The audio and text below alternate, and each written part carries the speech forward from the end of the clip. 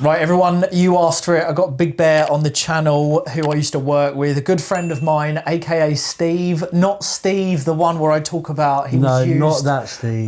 Not the used and abused Steve or anything to do with Anna. This is Big Bear. A few of you have asked for him, so this is going to be a very different style video where we've both worked together for years. How long? 10? It was 10. For you it was 10. For me it was 7. 7. Damn. 7. So we've done the years. We've worked together, and I would say that there isn't a workplace scenario we haven't been through between the two of us. From the highs and the lows. Twos and the fro's. Yeah, and we've had a laugh throughout. So the purpose of this video is we are going to have a laugh. We're going to make it funny and all that good stuff.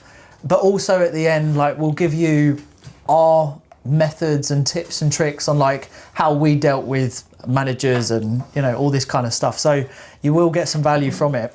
We've got a few questions that we're going to go through and we'll both answer. Like, we'll give our 25, 30 seconds. So we're going to start with the topics mental and emotional survival. So in our last workplace, without mentioning names and where we worked in a very fast-paced environment where people came and went, and there was all different types of personalities. So we had to mould. We had to adapt. And adapt. I don't think we adapted us. I think we tried to adapt them.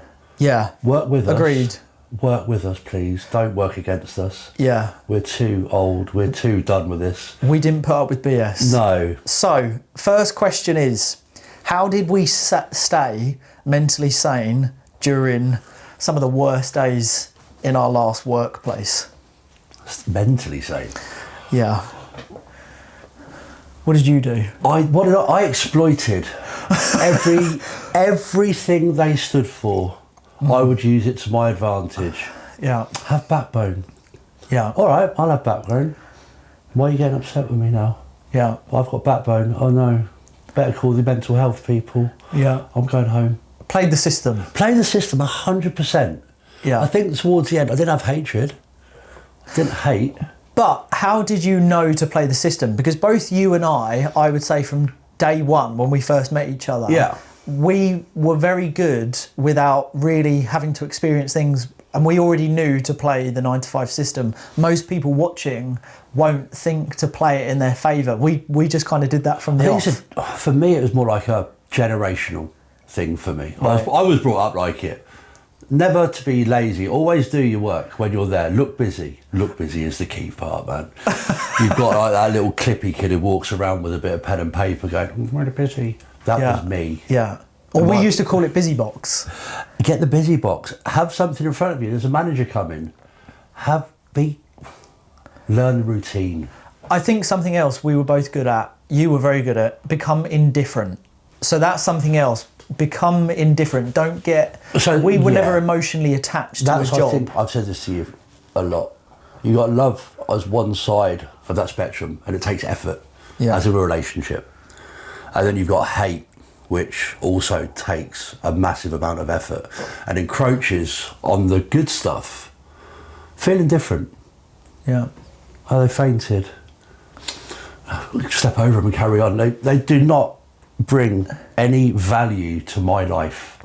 Yeah. And you've got to work that out straight away. Right, what are you bringing to the table for me? Are you enriching my life? No. Okay, cool. Are you interfering with my sleep? No.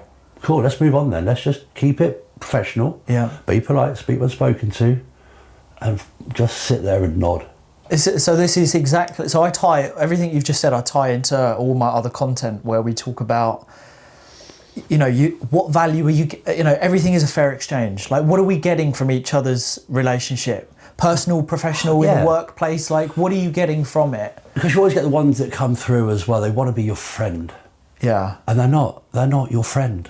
They out for their own selfless needs. Yeah. They've got nothing else. They've got nothing outside of this 9 to 5 drudge. Yeah. So, question to you, and because we talk about this a lot, is it normal when people say, well, I might as well befriend my co-workers, because I get push and pull on this, where people say, well, Aaron, I hear you saying you shouldn't trust your co-workers, but we are spending more time with them than our families. What's your... Well, you do, because you think we spent 10 hours away from our family a day. Yeah. Okay, 25% of our time was at home. Yeah. And then you're tired. There's a little bit of irony in what you've just asked. Yeah. Because we're here now. Yeah.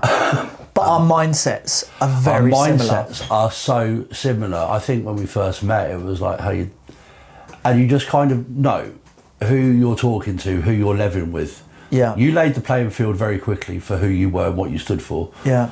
And I think I did with you quite, not rapidly.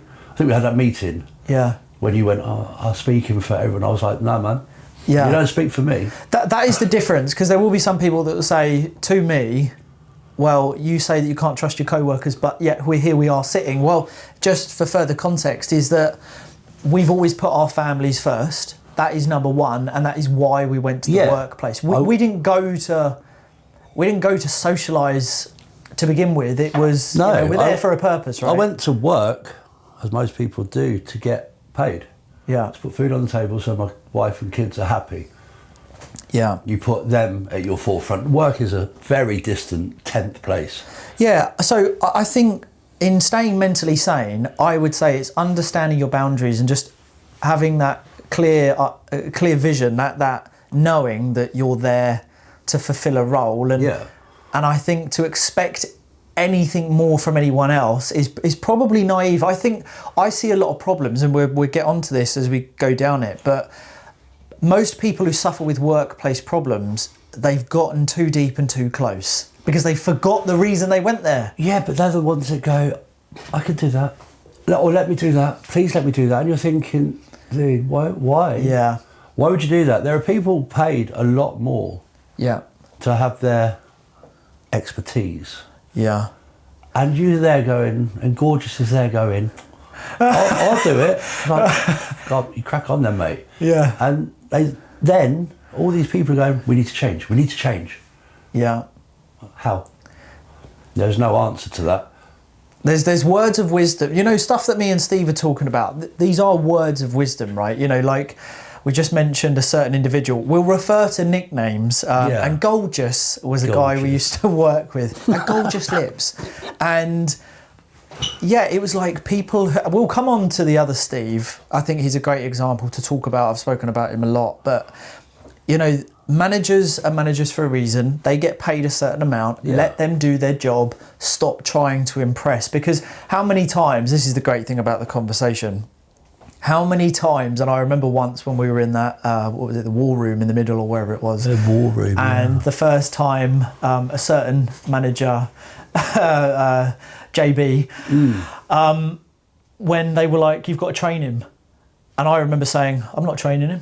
No. It's not my job. I'm not training the manager. I remember getting employed. Because you used to get asked all the time as well. Yeah, I'm a little bit hypocritical on what I'm saying now, but it's probably because I'm a little bit tarnished and a little bit bitter. But I did the extra at the start. Yeah. And I did, when they used to have a position available, would you step into this position? And I went, yeah, I will. Yeah. And it goes back to, I need to put food on the table.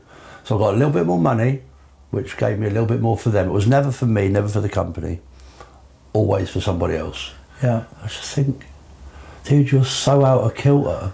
That's what I used to do. They used to have this thing, big sign up. You can't get in more than 5 minutes early, and after 5 minutes late, you've got to go home, buddy. All right. Where are you going? I'm going home. Why? Well, it's 10:05 at night. I'm going home. Yeah. Screw you. Yeah. I do sound cynical. The thing is, we're just very. I don't think it is though. I think we're just we are straight to the point. Like we're straight shooters. I mean, there's so many running like jokes, like even like shaking people's hands. Like it used to get funny about that because it's like, again, it's like, I don't know you. We don't have a relationship. Like let's keep it above level. But I think we stayed mentally sane to answer that question because we had boundaries and we weren't going to be walked. So you got to look at it another way. So you got employed the same as me for a position. Yeah. And you answered the questions that was on the paper. Yeah. Well, they asked you to do something that wasn't in this remit. I'm sorry, that's beyond me. That's not my job. I'm sure that's yours. Yeah. And I kept that sort of level. And even though I'm in a new job now, I'm very happy. Still have that boundary. Yeah. I don't know. That's your job. Yeah. Or it's always, if somebody's pushing something, let them do it. I'll tell you what, I talk about walking slow in the workplace. I've done loads of videos on it. We spoke about Walking slow, yeah. But it's setting the standard early on, isn't it? So, because it's hard to retract if you've, I used a saying recently, an extra task done today is tomorrow's expectation. Well, you do as much as the person who does the least. Yeah. That's my mentality. Smart working. Yeah. And people look up to you and go, oh, you're amazing. we played the system so well. Like, we would, and we're going to come on to this anyway, but just quickly on that, we would prep things. And people have asked me, what do you mean you would prep all of your work 10 hours in advance? Well, the truth is, if you're in a role like we were, right, we would schedule everything, like draft emails, and it's just a click of send. 10 open tabs. I was in work for 10 hours. That email went at 1, that was at 2, that one at 3, that one at 4. The bulk for the 10 o'clock was already done. Work smart. Yeah, like, don't work hard. Yeah, work and tether smart. my laptop to my phone. Or if we shared a lift every now and again, be like, yep. Yeah, well, let's dive into that, because we kind of can now. But one thing that we did do, just as a funny kind of, maybe things that we shouldn't have done, but we did. I suppose that's one that we spoke off. One of them. That we spoke off camera. Like, they could have fired us for that. Yeah, like we used to clock in when we were en route to our workplace. Like, I've openly said on my videos, I used our last employer to fund my business. Basically, I used them as my cash flow. Yeah. I mean, actually, I've spoken on this on a video, but one of the individuals that actually knew that I was building stuff was yourself. And no one else knew, but I did. I used to class myself as the smartest lazy worker. Yeah. Outsource everything. I mean, we used to outsource. But then the people who look busy achieve nothing. Yeah. We had a few of those. Like the guy we spoke about earlier on, I would have loved to have his pedometer. That guy did 100,000 steps a day and achieved nothing. And they end up on minimal wage. Yeah. So there's a study that's been done. I mean, they're actually trying to stop employers allowing people to come in 15 minutes early, staying 15 minutes late, because over the week and over the month, they're racking up an extra 20 hours or whatever it is, over a certain period. That's 16 hours, yeah. They're reducing them down to, it's actually like minimal pay. So that's the other thing, right? So look, let's go through some of these questions, and we're going to be bouncing off anyway. What was the moment we realised the place was toxic that we worked in? When did I realise it was toxic? When did it change for you? Because I've always said up until sort of like the late 2000s and teens, it was good, but then it changed. It really did have, and I think I've used the term before, a really impish charm. Yeah. Things were lovely. When we first started, it was fun, man. Yeah. It was really fun. And things happened, it all got very weird. And the pivotal point for me was out of boredom or spite, I don't really know. I told in confidence a manager a rumour that I'd read somewhere on their intranet, and it was a hidden document. And within 3 days, that came back to me via an associate. And you think, there's no confidentiality, they broke that trust straight away. You're supposed to trust your boss. Yeah. And that was it, I was done. And then I think within 8 months of not really looking, sort of half in, half out, uncomfortable, complacent. Yeah. I got another job and I never looked back. We used to get a lot of survey forms. It's that whole thing of, have you filled out your survey form? Well, how would you know I haven't or I have? Yeah, because it's anonymous. You haven't filled out your anonymous survey. How do you know? Yeah, how do you know that? Yeah. They gave us carte blanche to write. And I wrote a comment that was, you guys are putting productivity over people's safety in a detriment of their mental health. Yeah. And within 20 minutes, I was called in. Why did you say that? I was like, sorry, man, this is anonymous. You can't do me. That's so wrong, because that happened to me a lot. Is I feel that I started to get sort of black marked, especially towards the end when I quit, when they sort of were finding things out about me. But more so, if you have influence over other people, they need to shut you down quick, because you tend to cause a bit of an uprise of pushing back, and that was certainly with me, they tried to hush that quite quick. They were very clever in the questions they did. Very easy to break down. So they were known as a very small team of, I want to say, leaders. Yeah. Ours weren't leaders, they were bad managers. You lead from the front. But they go, right, there's 2 leaders. Right, how old are you? On this bracket. What shift do you work? On that bracket. Now all of a sudden you broke this down very, very quickly. There's only 2 people reporting to that one person. It's not rocket science to work out who has said something. Yeah. So when you see the I prefer not to answer thing, always tick it. Apart from the nitty gritty answers, do you feel valued? Answer that truthfully. Yeah. But your age, your gender, it makes no difference to that employer. Yeah. You are just a number. It doesn't matter.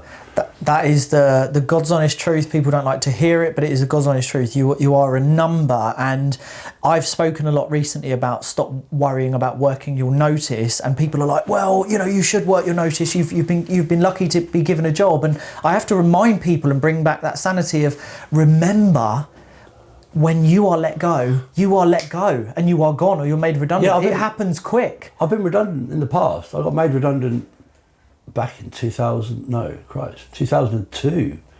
And they had the audacity to ask me, how long can you work for? Yeah.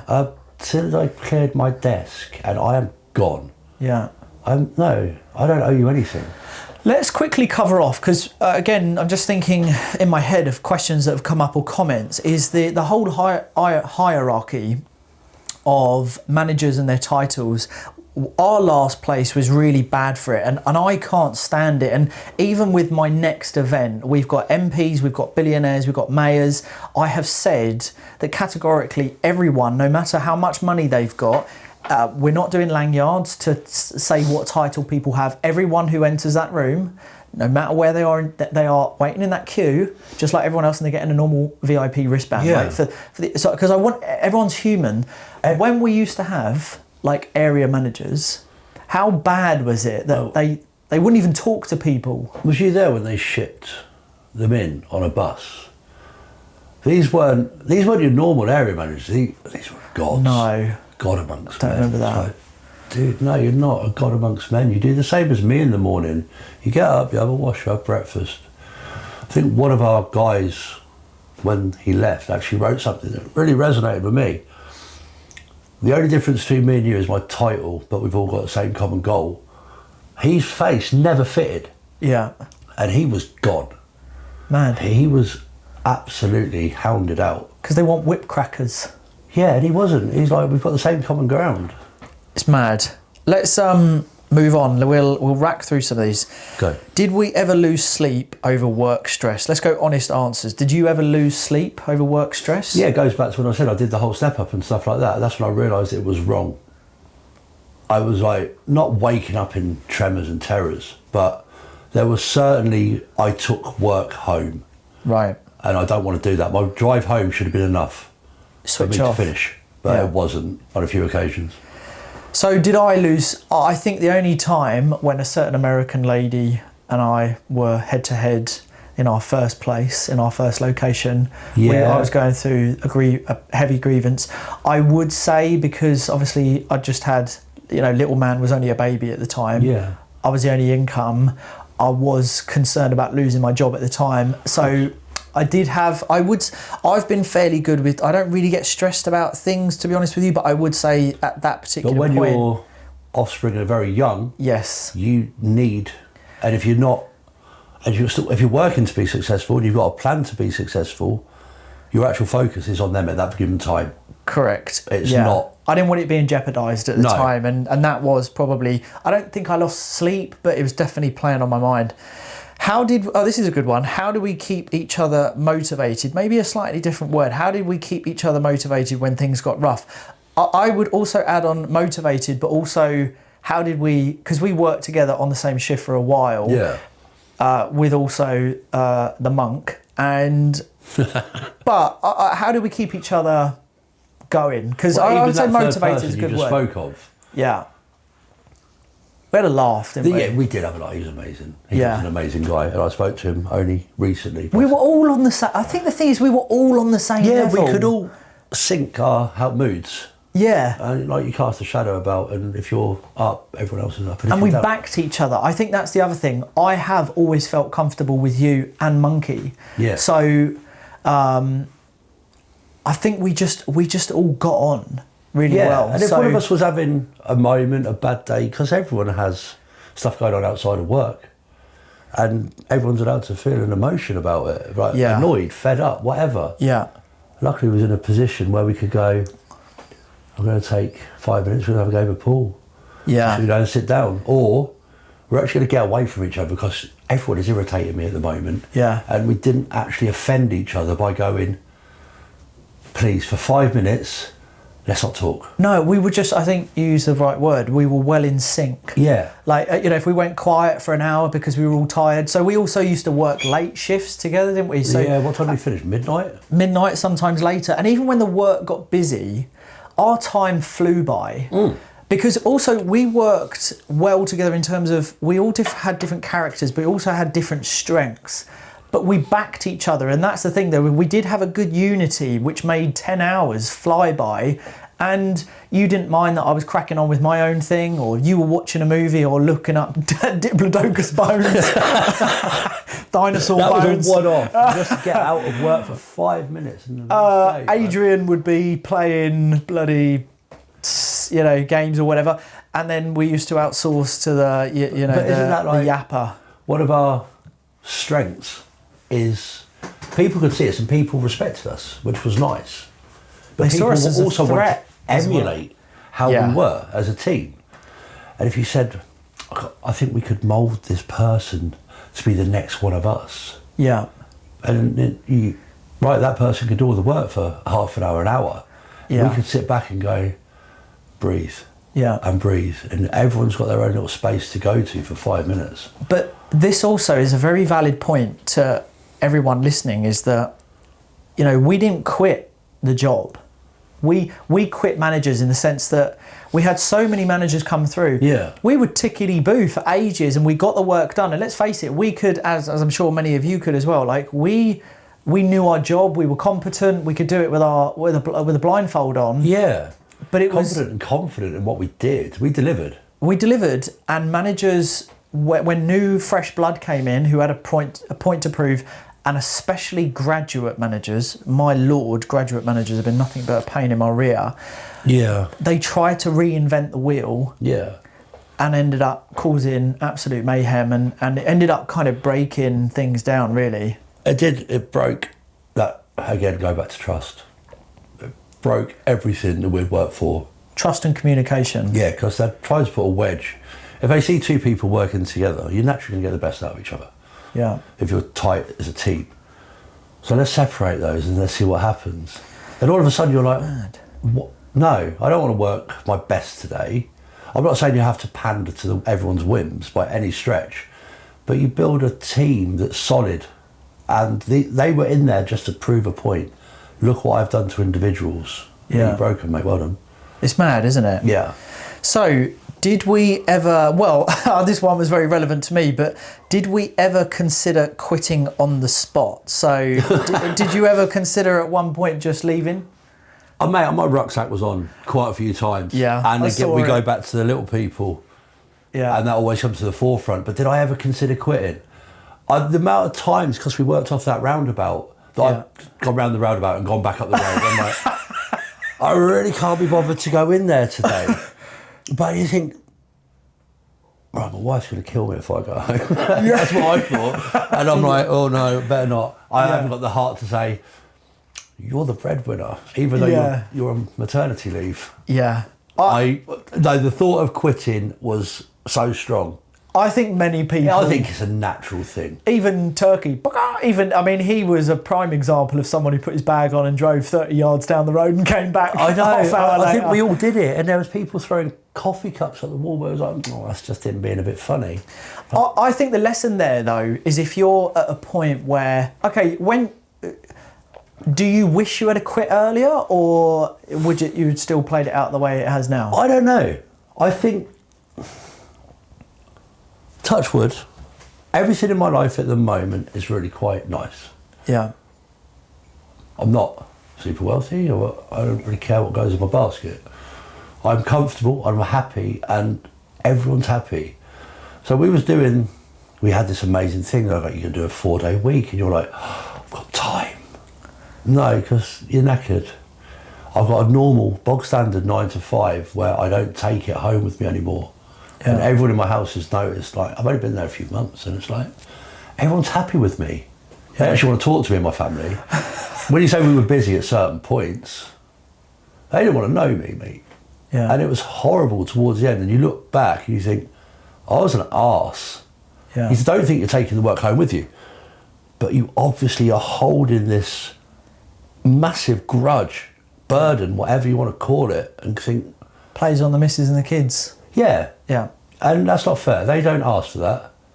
There's a big point in there. Remember, I've spoken about that before, is that if you're taking it home, it's just not worth it. And then for me, did I ever consider quitting on the spot? Well, a simple one for me. I did, and I quit. And then you phoned me up. And then I phoned Steve on the way, and I said, mate, I'll catch up with you soon. What was that, 4 months later, wasn't it? Yeah, literally, it was just, that was it, I was gone. So look, we got dealing with management and HR. What was our experience dealing with micromanagers? I think I'll just reword that. How did you and I, and I'll tell you what, let's reel through these on like 30-second answers. Okay, go. Because then I reckon we can dive into loads of stuff.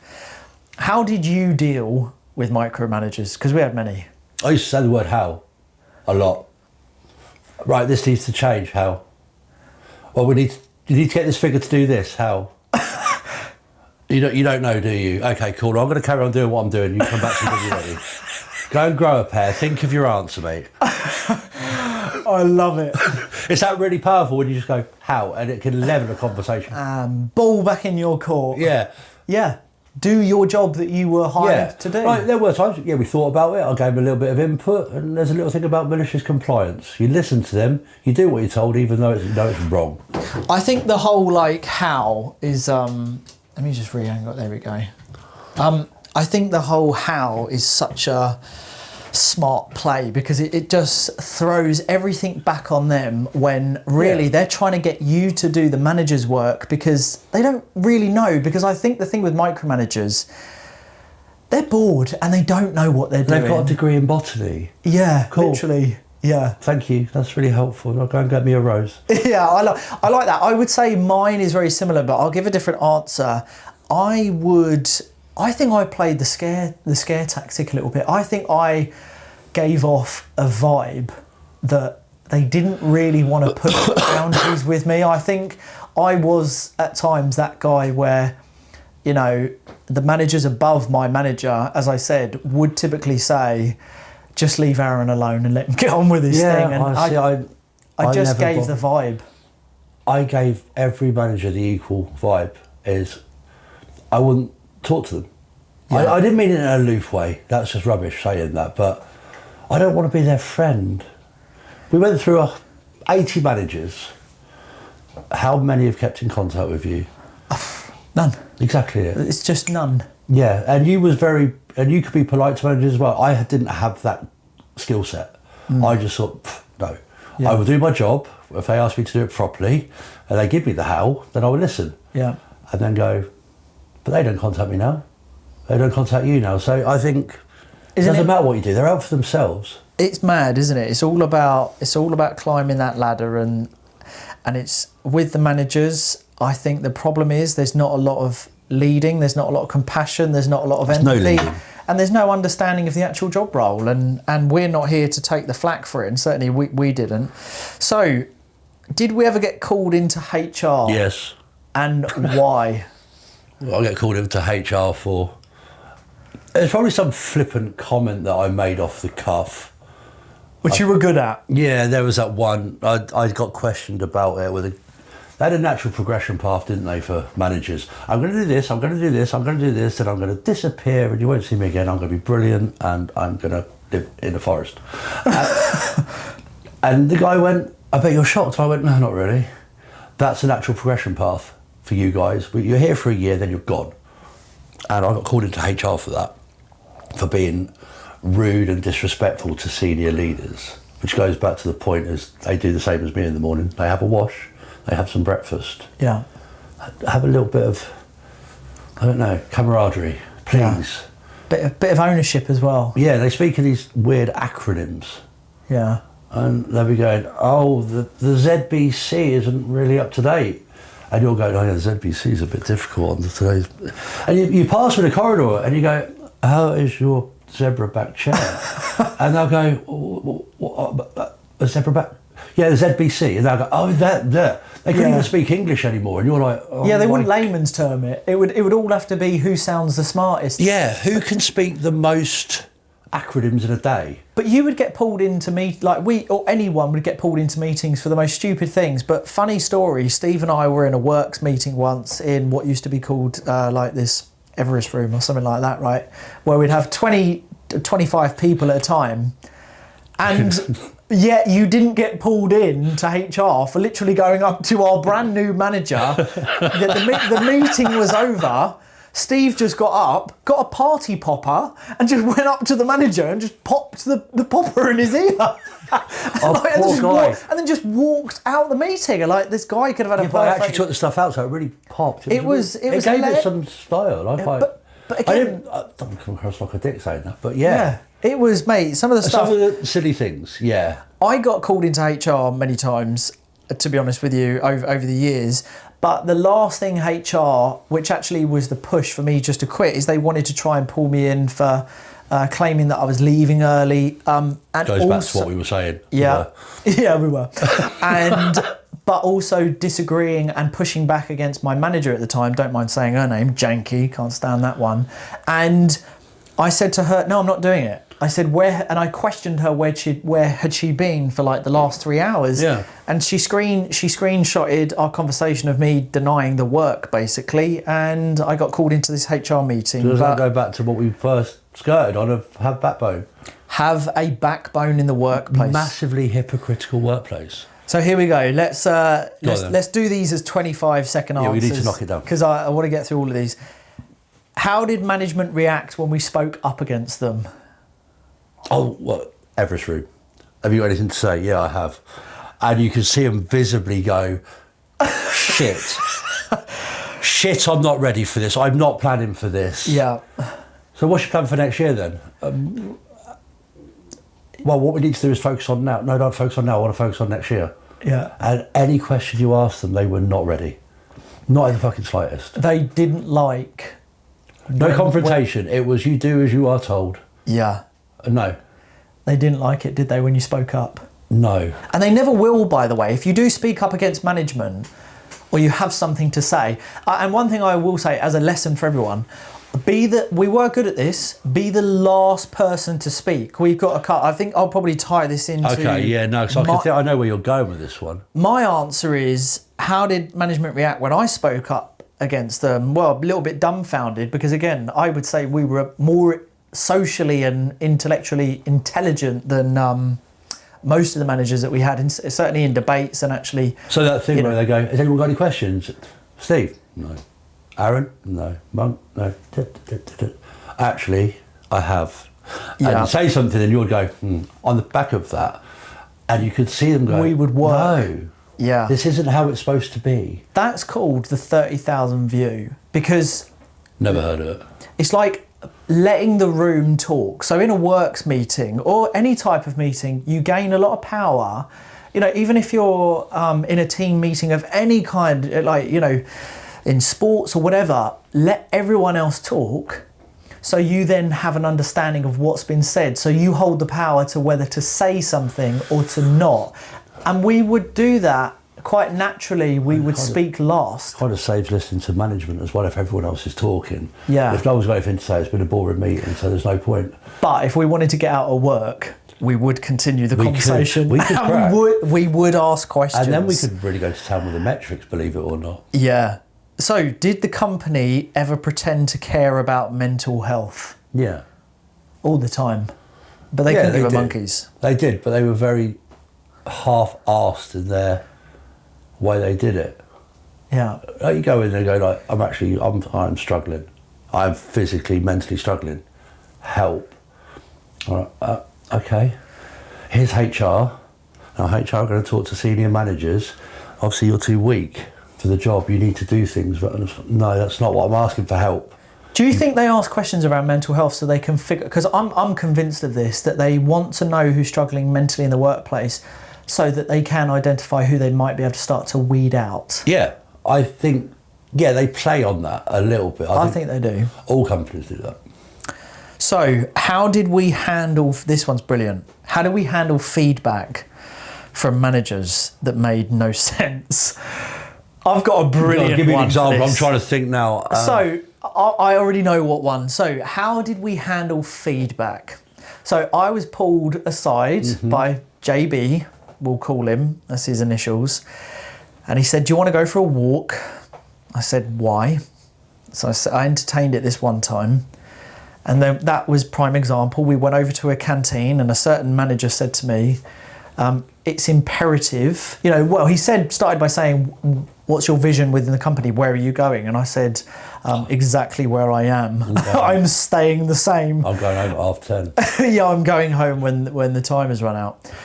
And he said, well, it's imperative that you progress. And that is a prime example that one, he knows nothing about my capabilities in my job role because he didn't care to really find out. But a prime example of that is him saying to me, that made no sense at all, and saying words he shouldn't be saying to me, that it's imperative that I promote. How is it imperative that you promote? It's your own career Like path. it was an ultimatum. So I simply then questioned him on saying, so it's imperative that, so basically you're giving me an ultimatum. If I don't promote, then there's going to be a repercussion for me, which then he retracted and said, I didn't mean it like that, and then started backtracking. And I was just like, this is dumb. Like, why am I having this conversation over and over again with all of you? I had that all the time. And I think management to me, they just said stupid stuff. And it just pained me. And that's why I think I wouldn't say I built up a tolerance because I didn't accept it, but I was just kind of like, bring in the next dummy. Who's the next manager? Because we had a lot of them. Yeah, so no, I think I have got one on feedback. We used to have to write our 6 monthly appraisal and validate yourself at work. And I always used to write, I don't want to promote. However, here's a million things that I've done really, really well, but I don't want to promote. I'm very comfortable. I'm very happy. But you really should. And then you say, you need to give other people the opportunity to grow. No, I don't. No, I don't have to give them the opportunity. They had the opportunity to apply for the same job as me. Sorry about that. If they didn't get it then, they're not going to get it now. They're not good enough. I hated those appraisals. I hated. They were painful. Now, workplace culture and colleagues. Yeah. What kind of office politics did we have to survive? You give an example? Yeah, that sniping there. In the morning, you come in and sit in the dark and you go, morning. And they go, dead. He's, morning, dead. That bullshit, utter hatred. And you're supposed to be said a president. Yeah. You are supposed to be the face of this team. And you're sat there like that, sticking to things. And I hate you. Please be nice. Yeah. And that just rolls downhill. Then you get other people think that's the right way to act. And then gorgeous would come in and think that's the right way to act. And then get really soppy with you when you've walked off. Because like, yeah, I've got no guidance. I will second that, because that's the one I was going to say, is the atmosphere in the office and the whispering. And, we never wanted to go in it. I mean, as soon as we started our shift, we would go get a coffee, we'd veer off somewhere and just sort of disappear for as long as we could, because that was rife. Like the office gossip, undertone, the atmosphere, the whispering behind closed doors, the favouritism with certain people at certain times. But doesn't that go back to the hierarchy?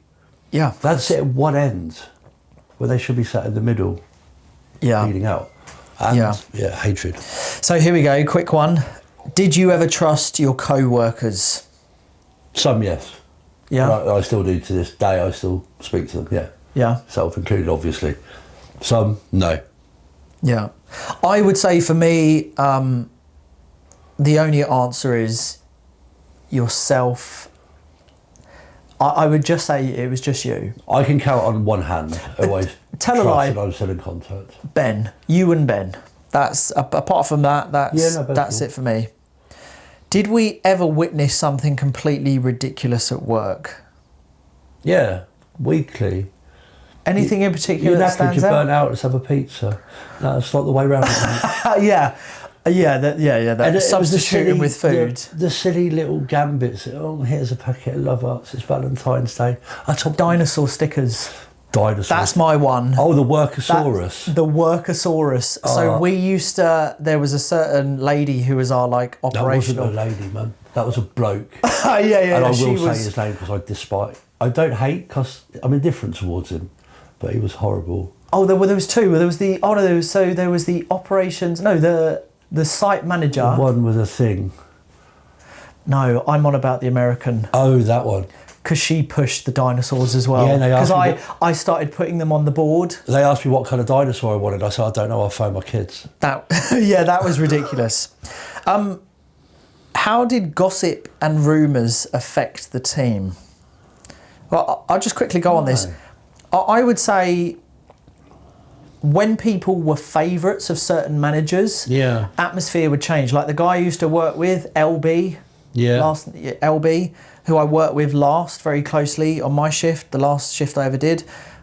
When he became a favourite, he was very gossipy, he was very snidey, a little bit snaky, couldn't trust him at all. And it really affected the last 2-3 months of me working there, where I had to watch everything I was doing. The banter completely stopped because I had to watch myself. Perhaps I was very fortunate. When I say I can count 5 people, they're the ones I work with, and they kept me sane. Yeah, no, you had a pretty solid shift throughout. Yeah, I had a good crew, mate. I really did. So we're coming up to the last few, the funny and relatable stuff. Yeah, got it. What were the funniest things that we did to make the day go by? I think you still got the video of the hide and seek.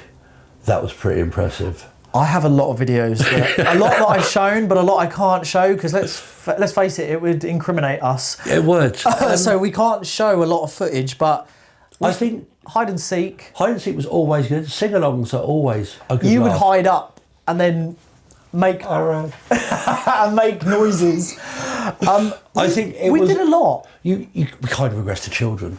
We were. I mean, we drove snowplows.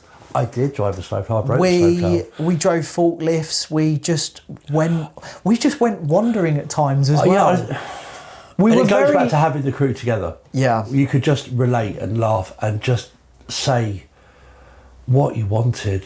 Yeah. And no one was going, not saying anything offensive. Some people might take offence and you're like, no, I don't want that anymore. I think funny also, and relatable though. The funniest things that we did was late at night where we'd been up for most of the day, we'd worked an entire shift, and then we used to go outside to the smoke shelter. Yeah. And then just like the 3-4 of us, we used to go to dark humour. It's dark. Not that we could say any on here, but we used to go to some of the stuff. I could actually wince at some of the things I've said. We went but dark. It was a coping mechanism. It was, yeah. And you go, I don't mean that. It was like we were high. Because we were just, when you're like so I think that's the tired. I've worked out, I think I'd be awake for maybe 21 hours a day. Yeah, we were awake. I'd go to bed like 4 a.m. and I'd do the school run at 7 and I've got no idea how I got through it. And like you say, you were physically stoned. Yeah. Just from just going, I've had enough now. I love this next one. How did we avoid work and still look busy? Well, I mean, I have to say, I was good. but I would say I feel like I was Anakin and you were Obi-Wan. I feel like you had it down to a T, looking busy. The busy box. The busy box. But but it was so much more than that. You'll walk around. Office it. The talking in the lingo, like just, we would point at things. And... Yeah, but you could do it. You're going to drop in. I'm going to drop in 15 acronyms in the next meeting because that'll keep me going for 3 months. But even saying something on the radio where you knew people in the office would have the radio on, you'd be like, yeah, if we can just get that, okay, great. Well, look, what I'm going to do is I'm just going to make sure, I'm just going to oversee the pallets coming off the lorry, and then I'll make my way down to a B cluster and just monitor. Yeah, just confirm people are in place. We're ready to go in the next 20 minutes. And you give a time scale. I'm ready to go in 20 to 30 minutes. Thinking I could go now, but I'm actually going to go and get a cup of tea. And what I'm going to do is I'm just going to work a little bit quicker with these people for a minute or so. And I'll do that. You just surf it was an art society. You go through it and you go, yeah. Do you remember the cage? We used to go in the cage at the end of the night, I do, and you would position it to the door of the cage, have the box, have the laptop, and it would be on something like Candy Crush or something, and someone would come in and you'd bring, what are you doing? But even walking around, like we did 20,000 steps a day because we were on average, 37,000 square foot site. So we did a lot of steps, and we just. I'm just thinking of something that we both did. That we used to sit in that row, and you knew some of the people that used to come back. And what we did once, we both went under the desk like that, and the poor guy at the end went. And he had to deal with this mountain of work, and we're just sat at the desk going. Also, we got to a point where we had to do certain things. We would interact with certain associates and stuff. We got to a point as well where we were able to convince them to do our work and hand them the items and scanning equipment needed in order to do our job. And they thought they were valuable, bless them. And we were good at leveraging. I'll be honest, we didn't do a lot of work. We always said we got paid excellent money. I think me and another guy worked it out. For what we did, you're there for an X amount of time of the day, but we worked that much. And it worked out to be something stupid, like about 120 quid an hour we was earning. Yeah. If you broke it down to that. Like working hours. Yeah. Yeah, we were smart. I think I used to go, because this was the mental health stuff, and upstairs for some reason they put colouring in books, like 8 or something. But they used to walk past and I'd be sat there going, hey, what are you doing? Colouring in. Why are you colouring in? I feel a bit stressed. Yes, mad. And they'd go, oh, okay, we'll leave you to it. Yeah, they want to leave you alone. Did we ever call in sick when we weren't? No. So yours is a no? No, I've never done that in my I did only when I needed to go to meetings for my stuff. Yeah. Other than that, no, I have to be honest, I didn't. I never felt the need. I do talk about if people need to take a step back and call in sick. I'm all for that. A duvet day is good. Yeah. I'm all for that, but yeah, it depends how you need it. Here we go, we spoke about this one. What was something that we both did that no one ever knew? I mean, again, let's not incriminate ourselves, but... I don't work there anymore. What did you do that you shouldn't have done? That I shouldn't have done, apart from not working a lot, disappearing, tethering my phone to my laptop and sending reports on the way home, because they had this geocaching thing that we could scan in, and I knew the bend was 2 miles away. I'd pull over, scan in, carry on driving again. Yeah. Stuff like that. It was little tiny things. Little wins to keep saying. A personal gain. I did the same. We claimed a lot on mileage, and I would do the same, clock in, clock out when you got home because of the location. Yeah. But also, for me, I actually, at one of our old sites, with a certain individual, we went air rifle shooting on a certain type of bird. Really? Yeah, which we shouldn't have been doing. Oh, that was when you were over the east way. Yeah, they wanted pest control, and rather than calling in pest control, we were like, well, we're both into shooting. Making things safe. You could put we were making things safe. That's the way that I look at it. How did we entertain ourselves when work got boring? this one. I'm going to go first on this one. It really got boring, didn't it? And we was absolutely knackered and elated and stoned by the end of the night. I would say, because I've got so much footage of it, music, I would play Christmas music all the time and be singing. Christmas music, that was really annoying. I would be dancing, I would be mucking about. I used to watch Netflix or films all the time. We used to watch films. We'd do like a film a week, you know, like we would get through a film. We would do a film, right? Because the managers, even though they're big, weren't here. We'd have the big TV on, our music, our sing-alongs. We used to what was that go off site. We used to go off site to... What was that hymn we used to sing that he'd always join in with? Oh, what was that one with...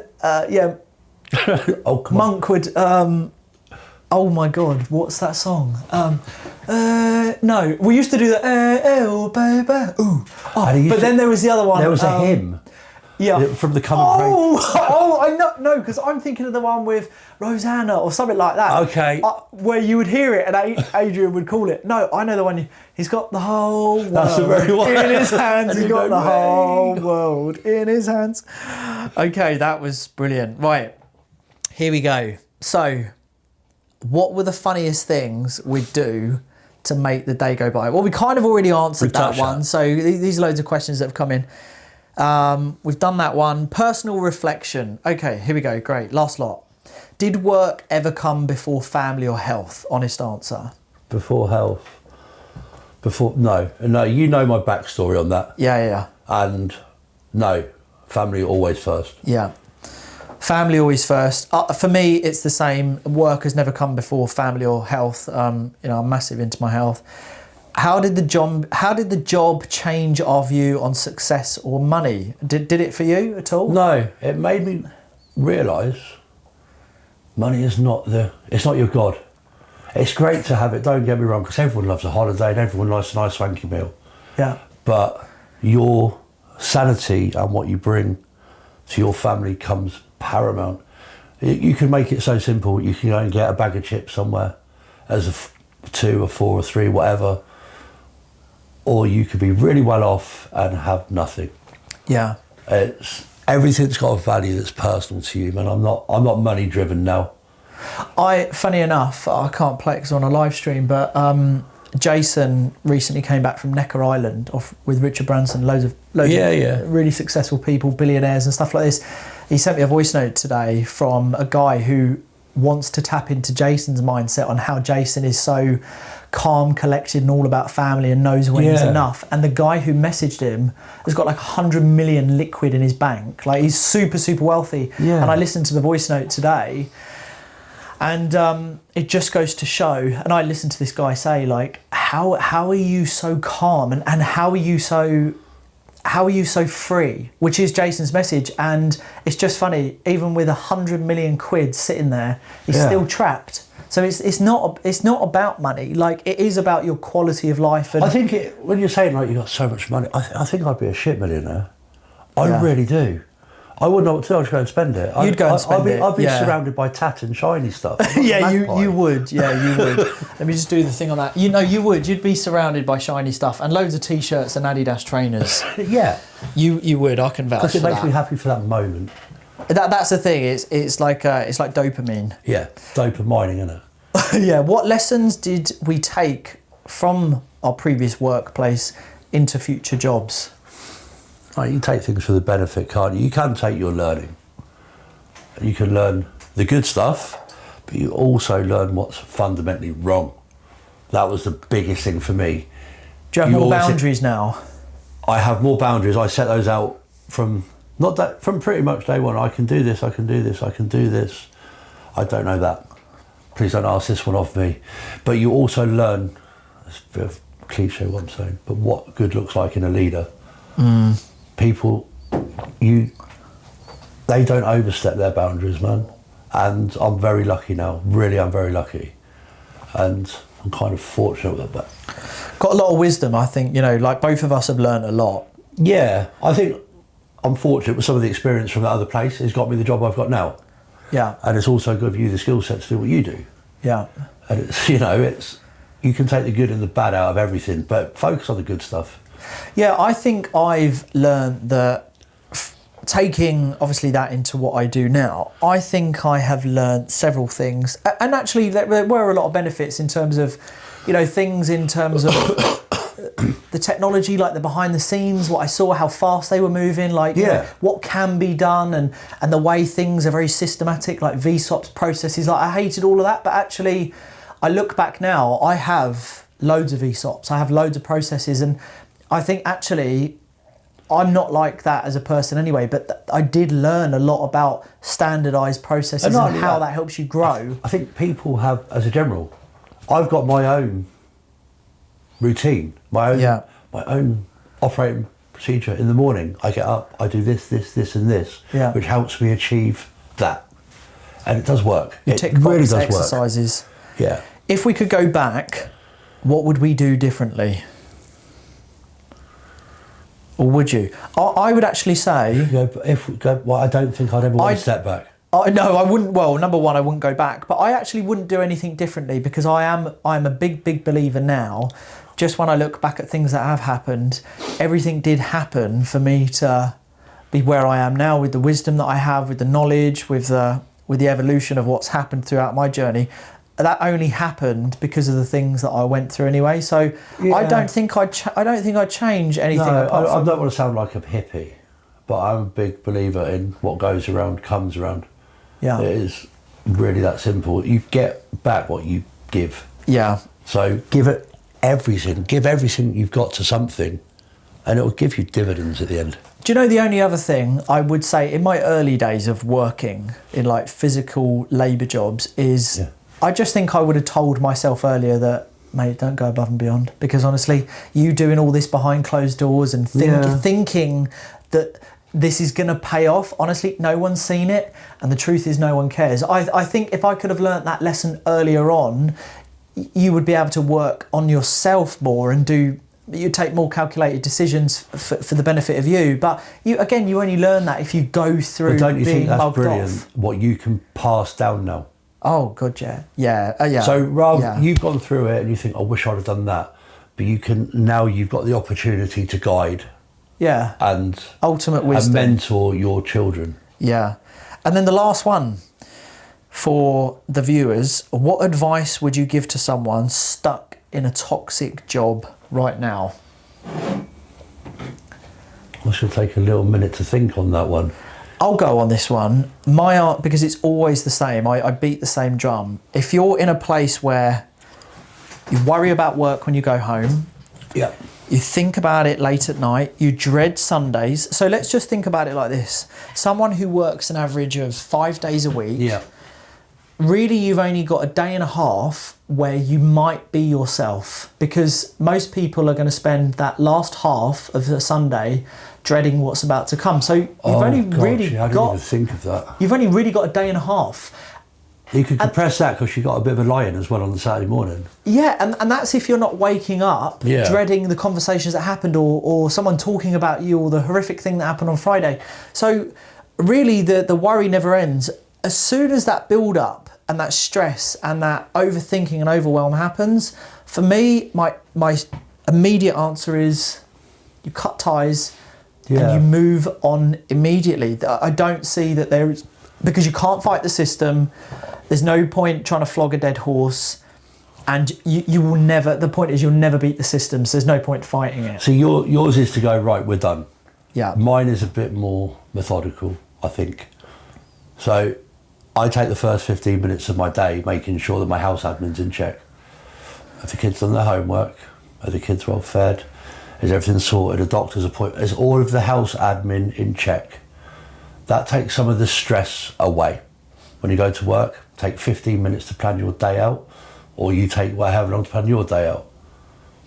That way it makes it a little bit easier. So if you're stressed and everything's toxic and crashing, you're looking for another job, the interview's going to fluff. You really need to get your house in check first. That's my own personal view. And you spend 15 minutes being thankful for what you've got. I don't know if that's what they want. Do you think men should talk, just final point, do you think men should talk more to their partners if they are struggling at work? Because again, that's something that I find is quite a big thing that men tend to shut up and put up because they don't want to go home to their wife and say, I'm really not enjoying it. I know I've got to bring the majority of the money in and pay the bills, but I'm really not enjoying it. Hence why I'm snappy at you. I'm talking about your house admin. I'm snapping at the kids when I shouldn't be. Yeah. And ultimately I'm doing all of this for us anyway, but I'm not happy there. So I don't think men tend to openly say to their wives or girlfriends, I don't think I can stay here anymore. That's when you've got to look at your own relationship though, isn't it? I am blessed like that. Yeah. And I know you are as well. You can talk very openly. And I can say, I am not enjoying it. I am feeling incredibly sad. I'm feeling very despondent. And if you work as that cohesive team, you will. She really put me on the right path and really helped me. Yeah. But talking about it as a man is hard, full stop. You go down the pub with your mates and you have a few pints and talk about it, and then you get ridiculed for it and you feel weak again. Yeah. That's how it worked for me. Yeah. That was kind of my therapy towards a toxic environment. People would just shout at you. You never really deal with it, do you? Just No. kind of, it gets swept under the carpet and laughed about and kind of like... Do you think, just as we come to a close, right, do you think the stuff that we've spoken about tonight, like bigger picture, like if we go to the end, right, we're here for such a blip, right, such a short period of time. Yeah. And you give so much away for what is... I don't think there's an amount of money that's ever going to be a fair exchange. In my eyes, there's no amount of money that someone can say in an interview, well, we're going to pay you this amount to give your time. Like, because time you can't buy it, you can't save it, you can't invest it. You can only do one thing, and that's spend it. So the fair exchange, there isn't really one.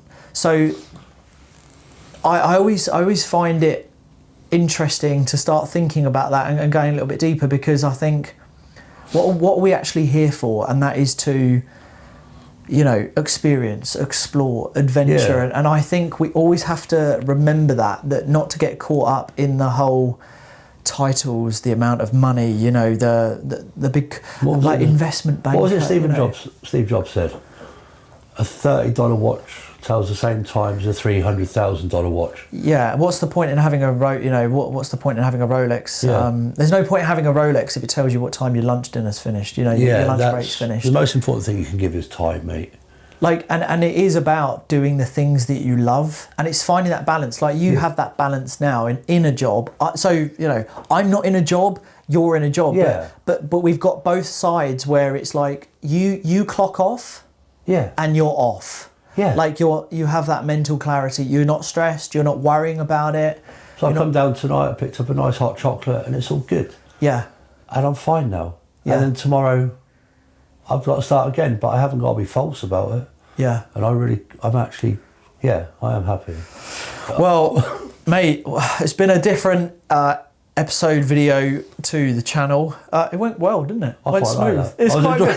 Yeah. I was very nervous. I'm not going to lie. There's a part two. There is a part two that we'll have to do, because I feel like, we've been going for about an hour, I reckon. You reckon? Yeah, because my timer went off. Yeah, and I had to do the live stream puzzle thing, so that happens on an hour. Okay. So there's definitely a part two coming up. So because I could now that we've got the swing of it, I could really tailor these to where we could go into some things. I reckon. And we could have some things pop up on screen, which my amazing editor Mac will do. But we hope you enjoyed that. If you did, let us know in the comments. What are you going through at work? Give us some feedback. If you do want a part two, what do you want us to talk about?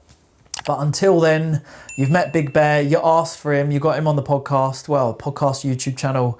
And until next time, we'll see you all soon. Peace out.